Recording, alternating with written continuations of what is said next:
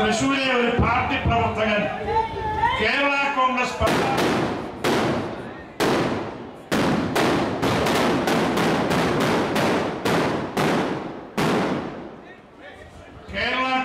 പതാക മാതൃകയിൽ രൂപകൽപ്പന ചെയ്തൊരു കുട ഈ കുടക്കീഴിൽ നിൽക്കാൻ കഴിഞ്ഞതിൽ എനിക്ക് സന്തോഷമുണ്ട്.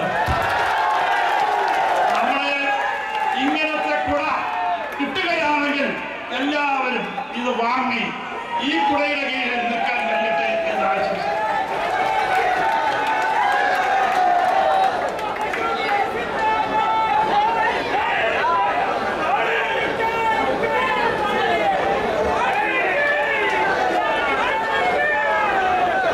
ആശംസകളാണ് ആദർശ കേരളത്തിന്റെ ആരൂപം.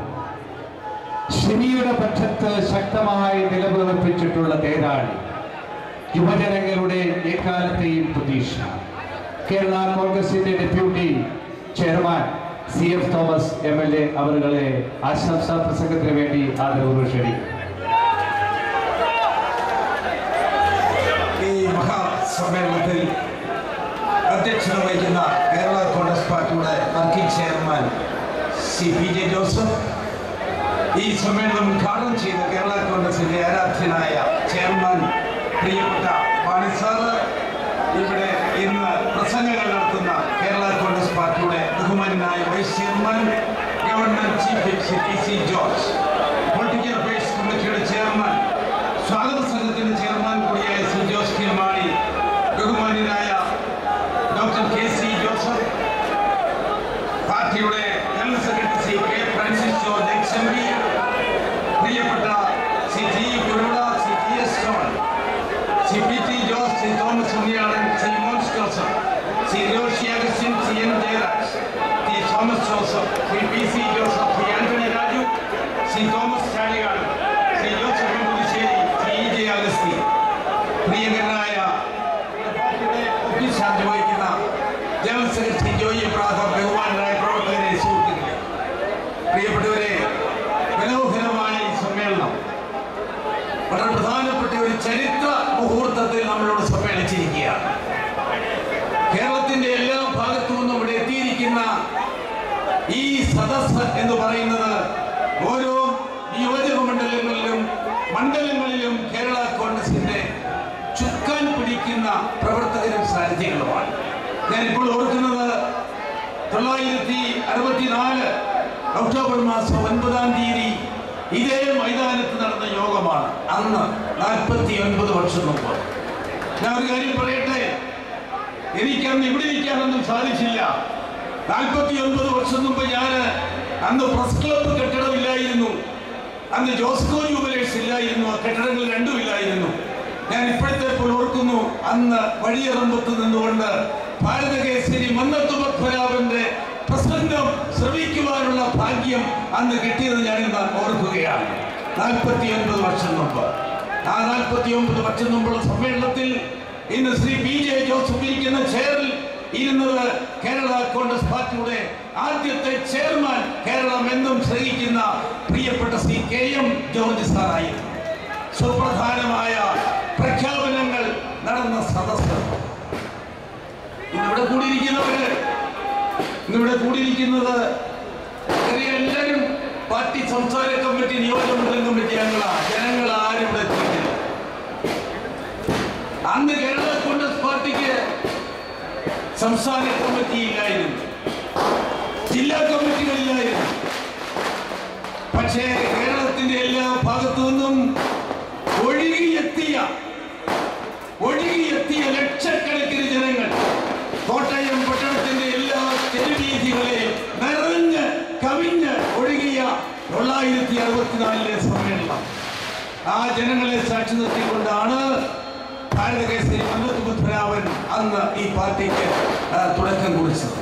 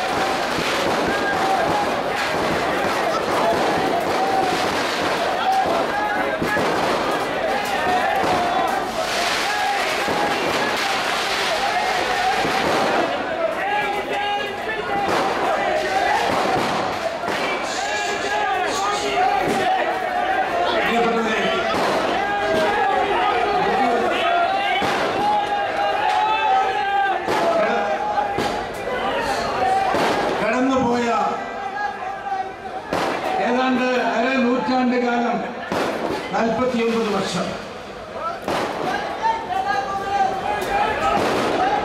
ഇന്ന് ജൂബിലിയുടെ നിറവിൽ നിൽക്കുമ്പോൾ എനിക്ക് തോന്നുന്നു ഇവിടെ കൂടിയിരിക്കുന്ന ഉത്തരവാദിത്വപ്പെട്ട പ്രവർത്തകരെ സംബന്ധിച്ചിടത്തോളം ജൂബിലി ആഘോഷിക്കുന്ന ഈ സമയത്ത്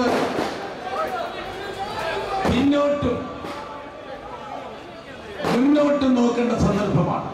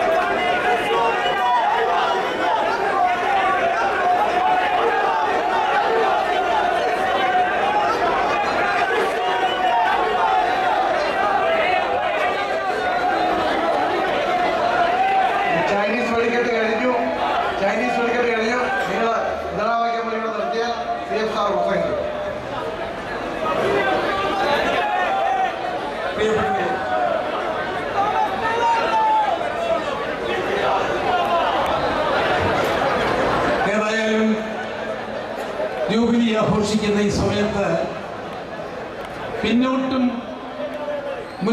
നോക്കേണ്ട സമയമാണ് എന്നാണ് എനിക്ക് തോന്നുന്നത്. കടന്നുപോയ 50 വർഷങ്ങൾ എനിക്ക് തോന്നുന്നു ഇവിടെ ഇരിക്കുന്ന കേരള കോൺഗ്രസിനെ നയിച്ച പ്രിയപ്പെട്ട പാർട്ടി ചെയർമാൻ CKM മാണി, പ്രിയപ്പെട്ട CPC ജോസഫ്, കേരള കോൺഗ്രസിലെ സാരഥികൾ, ഈ പ്രവർത്തകർ ഒന്നിച്ച് നിന്ന് പോരാടിയതിന്റെ ഫലമായി കേരളത്തിൽ അതുവരെ സ്വീകരിച്ചു വന്ന ചില മാനദണ്ഡങ്ങളും സങ്കല്പങ്ങളും ഒക്കെ പൊളിച്ചെഴുതുവാൻ കേരള കോൺഗ്രസ് പാർട്ടിക്ക് സാധിച്ചു എന്നുള്ളത് ശ്രദ്ധേയമായ നേട്ടമായിരുന്നു. എന്തായിരുന്നു പറഞ്ഞത്? നിങ്ങൾ ഓർക്കുന്നുണ്ട്, 1964 കേരള കോൺഗ്രസ് ഉണ്ടായി. 65 അവിടെ കാണുന്ന ഹെഡ് പോസ്റ്റ് ഓഫീസിന്റെ വാതിക്കൽ റബ്ബർ കർഷകർക്ക് വേണ്ടി സമരം ഈ പാർട്ടി നടത്തിയപ്പോൾ അന്ന് KM ജോൺ സാർ ചെയർമാനാണ്. അന്ന് ആ റബ്ബർ കർഷക സമരത്തെ നേരിടുവാൻ മൈക്ക് വെച്ച വണ്ടി അതിന് ചുറ്റും ഓടിക്കൊണ്ട് ഇരിക്കുന്നു തോട്ട ഉടമകളുടെ പ്രതിനിധികൾ, ഇരിക്കുന്നു കുട്ടനാട്ടിലെ കായൽ രാജാക്കന്മാരുടെ പ്രതിനിധികൾ എന്ന് പറഞ്ഞ് ആക്ഷേപിച്ച ആളുകൾ ഇവിടെ ഉണ്ട്. പ്രിയപ്പെട്ടവരെ, കൃഷിക്കാരെ അന്ന് പെടുത്തിയിരുന്നത് ബൂർഷ്വാ വർഗത്തിൽ മുതലാളിത്ത ചേരിയിലായിരുന്നു എങ്കിൽ അന്ന് പലരും മുന്നോട്ട് വെച്ച നിർവചനം തെറ്റാണ് എന്ന് കേരളത്തിൽ സ്ഥാപിച്ചുകൊണ്ട് കേരളത്തിലെ കർഷക ജനത അധ്വാന വർഗമാണ് എന്ന് സ്ഥാപിച്ചെടുത്ത പാർട്ടിയാണ് കേരള കോൺഗ്രസ് പാർട്ടി എന്നുള്ളത് ചരിത്ര സത്യമാണ്. ഈ രാജ്യത്തിന്റെ സമ്പദ്ഘടനയുടെ നട്ടെല്ലായ കൃഷിക്കാരൻ, കർഷകൻ 100 ഏക്കറുകാരും 50 ഏക്കറുകാരും 25 ഏക്കറുകാരും 10 ഏക്കറുകാരും ഒന്നുമില്ല. കുട്ടനാട്ടിൽ നിന്നുള്ളത് 10 പറക്കാരും 15 പറക്കാരും 20 പറക്കാരും ഒക്കെയാണ്. KC ജോസഫ് ഇവിടെ ഉണ്ട്. കാഞ്ഞിരപ്പള്ളിയിലോ പൂഞ്ഞാറിലോ തൊടുപുഴയിലോ മലബാറിലെ കുടിയേറ്റ പ്രദേശങ്ങളിലോ ചെന്നാൽ എന്താണ് അവിടുത്തെ റബ്ബർ കർഷകരുടെ കൈവശമുള്ള ഭൂമിയുടെ വിസ്തീർണം? 1 ഏക്കർ, 1.5 ഏക്കർ, 2 ഏക്കർ. അവരെയാണ് മുതലാളിത്ത പട്ടികയിൽ പെടുത്തിക്കൊണ്ട്, മുതലാളിത്ത ചേരികൾ നിർത്തിക്കൊണ്ട് അവരെ മുതലാളിമാർക്കെതിരായി സമരം നയിക്കുകയും ഈ പാവപ്പെട്ട കർഷകരെ കണ്ണീര് കുടിപ്പിക്കുകയും ചെയ്ത കേരളത്തിന്റെ ചരിത്രം തിരുത്തി കുറിച്ച പാർട്ടിയാണ് കേരള കോൺഗ്രസ് പാർട്ടി. ഞാൻ ദീർഘമായി സംസാരിക്കുന്നില്ല. പക്ഷേ അന്ന് അത്രയും ചെയ്തെങ്കിൽ ഇനി അങ്ങോട്ടത്തെ 50 വർഷം, ഇനി മുന്നോട്ടുള്ള 50 വർഷം അതിനെക്കുറിച്ച് മനസ്സിൽ കാണേണ്ടതുണ്ട്. ഇനി മുന്നോട്ട് എങ്ങനെ കേരളത്തെ ജനങ്ങളുടെ പ്രശ്നങ്ങൾ കൈകാര്യം ചെയ്യും, അവിടെയാണ് സുപ്രധാനമായ ഒരു കാര്യത്തിന് ഊന്നൽ കൊടുക്കേണ്ടത്. നമുക്കറിയാം, കേരള കോൺഗ്രസ് ഉണ്ടായ 964 എന്ന് പറഞ്ഞാൽ സ്വാതന്ത്ര്യം കിട്ടിയിട്ട് വെറും 17 വർഷം മാത്രമേ ആയുള്ളൂ. 947 കഴിഞ്ഞ് വെറും 17 വർഷം കടന്നുപോയപ്പോഴാണ് കേരള കോൺഗ്രസ് രൂപം കൊണ്ടത്. ഇന്ത്യൻ സ്വാതന്ത്ര്യത്തിന്റെ 6 പതിറ്റാണ്ട് കഴിഞ്ഞു. കേരള കോൺഗ്രസിന്റെ 50 വർഷം കഴിഞ്ഞു. എല്ലാവരും ശരിക്കും വിലയിരുത്തൽ നടത്തേണ്ട സമയമായിരിക്കുന്നു. കേരള കോൺഗ്രസ് പാർട്ടി അതിന് നേതൃത്വം കൊടുക്കാൻ വേണ്ടിയാണ് അധ്വാന വർഗ സിദ്ധാന്തം കാലേക്കൂട്ടി രചിച്ചത്. എന്താണ് ഇന്നത്തെ അവസ്ഥ? 6 പതിറ്റാണ്ട് കഴിഞ്ഞപ്പോൾ ഇന്ത്യൻ സ്വാതന്ത്ര്യത്തിന്റെ മധുര ഫലങ്ങൾ അനുഭവിക്കുവാൻ കുറച്ചു പേർക്കേ സാധിച്ചിട്ടുള്ളൂ. ഈ രാജ്യത്തെ ജനകോടികൾ ഇപ്പോഴും ഉണ്ണാനും ഉടുക്കാനും അന്തിയുറങ്ങാനും നിവൃത്തിയില്ലാത്തവരായി ശേഷിക്കുന്നുണ്ടെങ്കിൽ ഇനി അങ്ങോട്ടുള്ള എല്ലാ പദ്ധതികൾക്കും, ഏത് പദ്ധതികൾ സംസ്ഥാന ഗവൺമെന്റോ കേന്ദ്ര ഗവൺമെന്റോ ആവിഷ്കരിച്ചാലും പ്രാദേശിക ഗവൺമെന്റുകൾ ആവിഷ്കരിച്ചാലും മുൻതൂക്കം കൊടുക്കേണ്ടത് ഒന്നും നേടാത്ത പാവപ്പെട്ടവർക്കായിരിക്കണം. സമൂഹത്തിൽ ഇന്നും ഒന്നും നേടാത്ത പാവപ്പെട്ടവർ, വഴിവക്കത്ത് കിടക്കുന്നവർ, കുഞ്ഞുങ്ങളുടെ വിദ്യാഭ്യാസം ചെയ്യാൻ നിവൃത്തിയില്ലാത്തവർ, രോഗം വന്നാൽ ചികിത്സിക്കാൻ പോലും പണമില്ലാത്തവർ, അങ്ങനെയുള്ള പാവപ്പെട്ടവന്റെ കാര്യം വിസ്മരിച്ചുകൊണ്ടുള്ള ഒരു വികസന പ്രക്രിയ ഇനി സാധ്യമല്ല. ഇതുവരെ ഉള്ള ഇന്ത്യയുടെ സ്വാതന്ത്ര്യത്തിന്റെ ഫലങ്ങൾ, മധുര ഫലങ്ങൾ കിട്ടിയവർ, അവർക്ക് വേണ്ടിയുള്ള പരിപാടികൾക്കല്ല ഇനി മുൻഗണന കൊടുക്കേണ്ടത്, ഇനിയും ഒന്നുമില്ലാത്തവർക്ക് വേണ്ടി. അതായിരിക്കട്ടെ നമ്മുടെ ചിന്താവിഷയം. ഞാൻ ചുരുക്കുന്നു. വീണ്ടും ഒരു കാര്യം കൂടി ഞാൻ ഓർപ്പിക്കട്ടെ. 964 ഈ സ്റ്റേജിൽ 2 കാര്യങ്ങളെ മുദ്രാവാക്യങ്ങളായി മുഴങ്ങിയുള്ളൂ. ഒന്ന്, കേന്ദ്ര സംസ്ഥാന ബന്ധങ്ങൾ പൊളിച്ചെഴുതുക.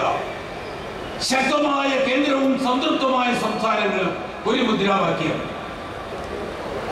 കുറേയേറെ കാര്യങ്ങൾ ആ കാര്യത്തിൽ നേടാൻ സാധിച്ചു. മാണി സാർ സൂചിപ്പിച്ചു. സംസ്ഥാന പാർട്ടികൾ, പ്രാദേശിക പാർട്ടികൾ ഇന്ത്യൻ രാഷ്ട്രീയത്തിലെ നിർണായക ഘടകങ്ങളായി മാറിക്കഴിഞ്ഞു. കേന്ദ്രം കൈയടക്കി വെച്ചിരുന്ന അധികാരങ്ങളും വരുമാന മാർഗങ്ങളും പലതും എടുക്കുവാൻ ഇന്ന് സ്റ്റേറ്റ് ഗവൺമെന്റുകൾക്ക് സാധിച്ചു. വലിയ മാറ്റങ്ങൾ. ഇപ്പൊ വിതരണം ചെയ്യപ്പെടേ ഇതെല്ലാം അങ്ങനെയുള്ള ഒരു കാലഘട്ടം. പ്രിയപ്പെട്ടവരെ, സംസ്ഥാനങ്ങൾക്ക് കിട്ടേണ്ട അധികാരങ്ങൾ, കേന്ദ്ര ഗവൺമെന്റ് കൈയടക്കി വെച്ചിരിക്കുന്ന അധികാരങ്ങൾ സംസ്ഥാനങ്ങൾക്ക് തരണം എന്ന് ശക്തമായി 964 കേരള കോൺഗ്രസ് ആവശ്യപ്പെട്ടെങ്കിൽ ഇന്ന് കേരളം കുറെ കാര്യങ്ങൾ ആ കാര്യത്തിൽ നേടി. ഇനിയും കുറെ കൂടി മുന്നോട്ട് പോകേണ്ടതായിട്ടുണ്ട്. പ്രിയപ്പെട്ടവരെ, അന്നത്തെ കേരള കോൺഗ്രസിന്റെ സ്റ്റേജിൽ ഇന്ത്യൻ ജനാധിപത്യത്തിന്റെ രക്ഷയ്ക്കായി മറ്റൊരു മുദ്രാവാക്യം കൂടെ ഉയർത്തിയിരുന്നു. ഞങ്ങൾ ഓർക്കുന്നു, ആ മുദ്രാവാക്യം അഴിമതിയില്ലാത്ത സൽഭരണം എന്നുള്ളതായിരുന്നു. 964 സ്റ്റേജിൽ ഉയർത്തിയ മുദ്രാവാക്യം അഴിമതിയില്ലാത്ത സൽഭരണം. ഇന്ന് നമ്മൾ പരിശോധിക്കേണ്ടിയിരിക്കുന്നു.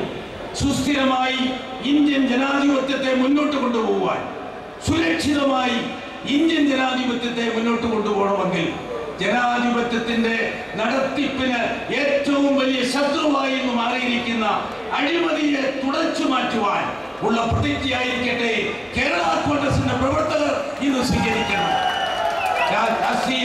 രാഷ്ട്രീയ പ്രവർത്തനം എന്ന് പറയുന്നത് സ്വന്തം കുടുംബത്തിലേക്ക് പണമുണ്ടാക്കാനുള്ള മാർഗമായി സ്വീകരിക്കാതെ മൂല്യാധിഷ്ഠിത രാഷ്ട്രീയത്തിന്റെ വക്താക്കളായി മാറിക്കൊണ്ട് ഒരു തിരുത്തൽ ശക്തിയുടെ നവോത്ഥാനമായി കേരള കോൺഗ്രസിനെ മാറ്റിയെടുക്കുവാൻ നമുക്ക് സാധിച്ചാൽ, പ്രിയപ്പെട്ടവരെ, ഈ കാലഘട്ടത്തോട് കേരള കോൺഗ്രസിന് ചെയ്യാവുന്ന ഏറ്റവും വലിയ നീതി അതായിരിക്കും എന്നെനിക്ക് തോന്നുന്നു.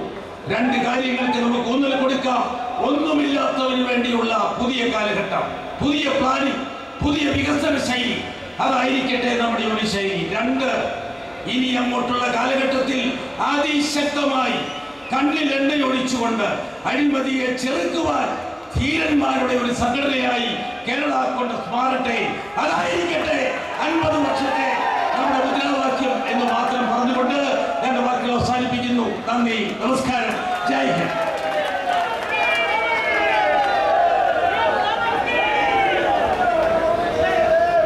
ആശംസകളാണ്. ജനാധിപത്യ പോരാട്ടത്തിൽ നിർഭയമായി പടപൊരുതിയിട്ടുള്ള കേരള കോൺഗ്രസിന്റെ വൈസ് ചെയർമാൻ PC ജോർജ്.